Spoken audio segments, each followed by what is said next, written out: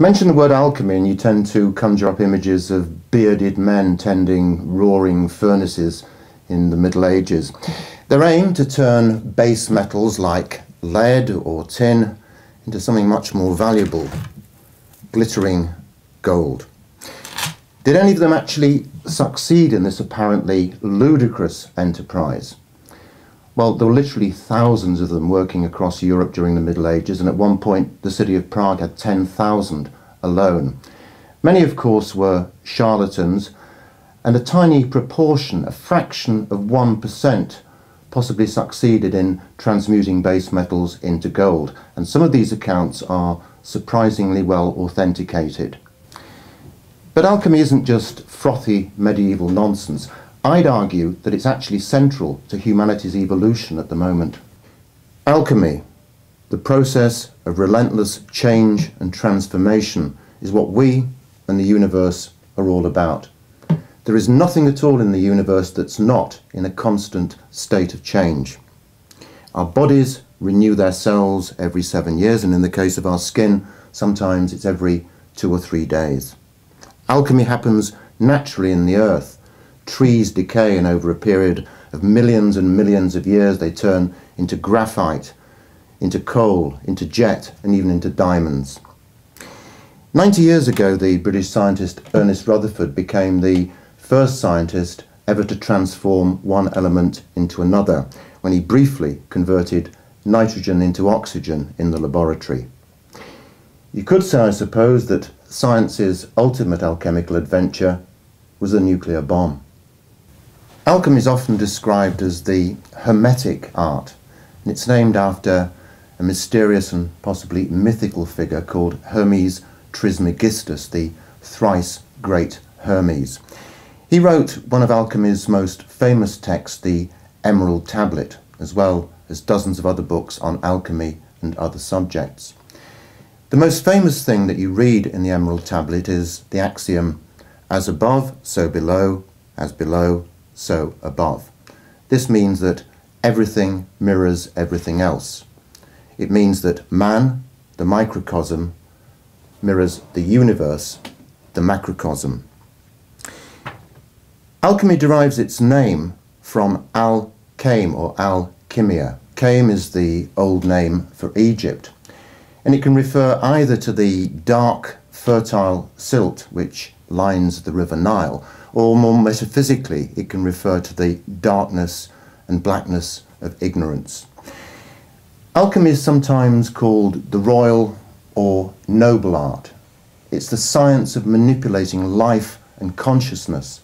Learn its secrets and you can shoehorn millions of years of evolution into a few hours, days, or weeks.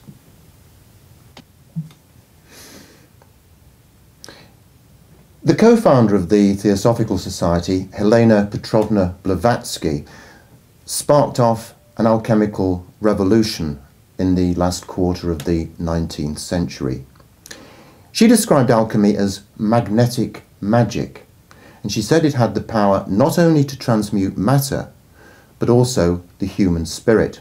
And she said there was another purpose too, to achieve the conscious immortality of that spirit.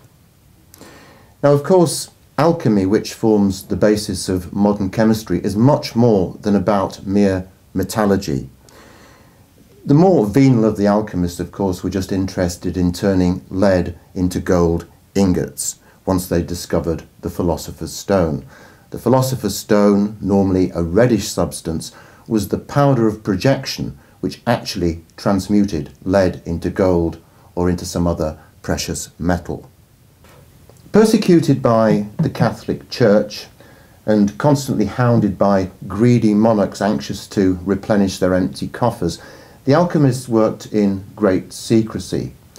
The writings were often incomprehensible gibberish, and they hid a lot of their work behind very complicated symbols: hermaphrodites, peacocks, birds, kings and queens, and the Ouroboros, the snake eating its own tail.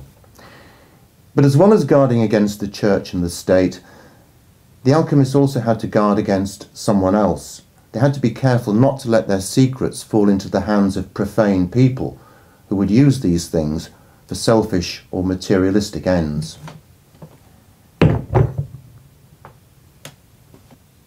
For many alchemists, gold making was just a sideshow.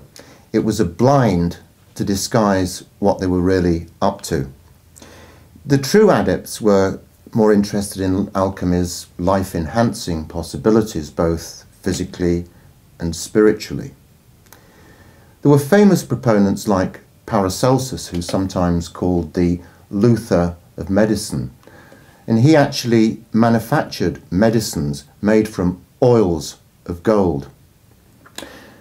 So increasingly the bubbling crucibles became a metaphor for the spiritual transformation of the alchemists themselves.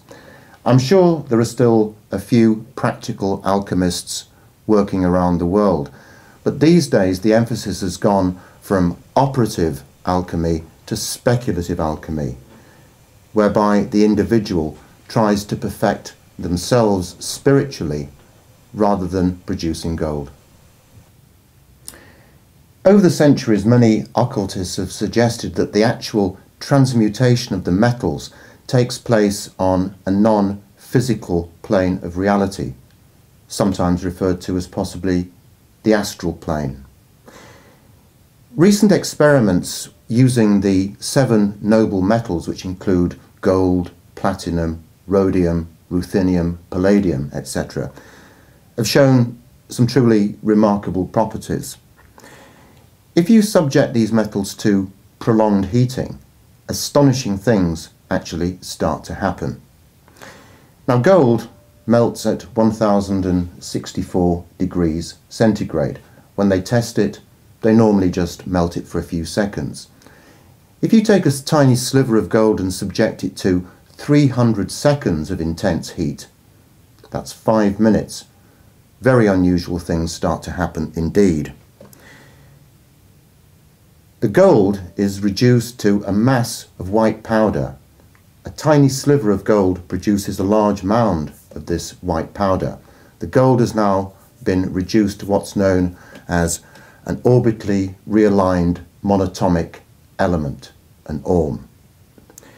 When you weigh this powder, it weighs only 5/9 of the original weight.